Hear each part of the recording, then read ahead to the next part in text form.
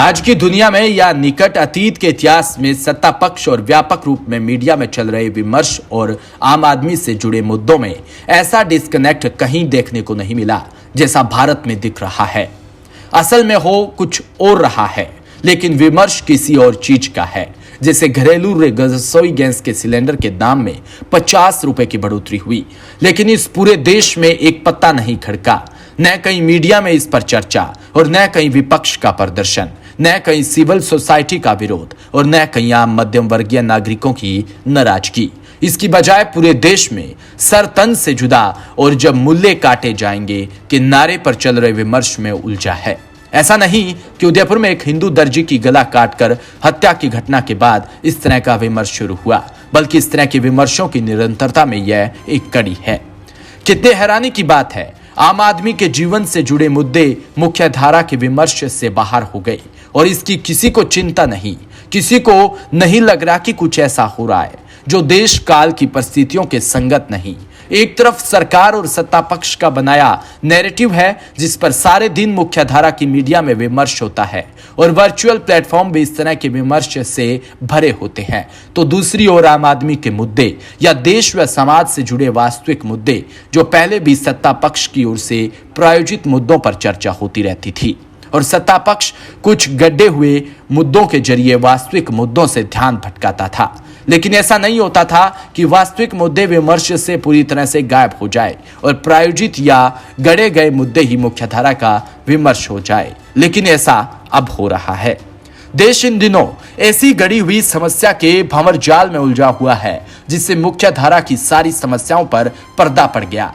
यह विमर्श का विषय नहीं कि घरेलू रसोई गैस के सिलेंडर की कीमत 50 रुपए बढ़ गई, इससे देश के कई शहरों में एक सिलेंडर की कीमत 1100 रुपए से ज्यादा हो गई। इस पर चर्चा नहीं कि $1 की कीमत 80 रुपए के करीब पहुंच गई। इस पर कोई भी विमर्श नहीं कि थोक महंगाई की दर 15% से ऊपर है और पिछले एक साल में यह दर दहाई में बनी हुई है।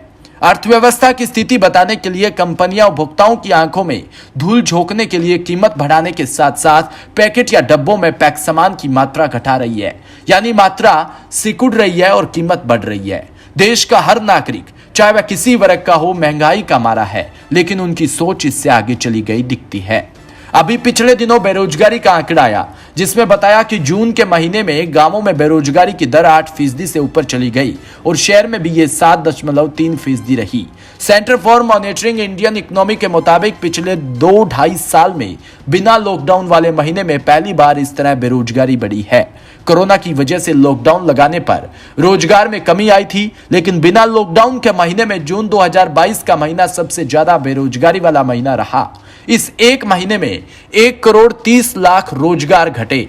दिल्ली से सटे हरियाणा जैसे औद्योगिक राज्य में बेरोजगारी की दर 30% से ऊपर रही, परंतु यह मुद्दा मुख्यधारा के विमर्श का मुद्दा नहीं रहा। हालांकि ऐसा नहीं है कि महंगाई और बेरोजगारी को लेकर कोई बात नहीं कर रहा। एक खबर की तरह इसे आंकड़े आ रहे हैं और विपक्षी पार्टियां और कुछ स्वतंत्र प्रतिबंध पत्रकार और बुद्धिजीवी इसकी आलोचना भी कर रही हैं, लेकिन इससे आम नागरिक बिल्कुल बेपरवाह या अनजान बना दिख रहा है।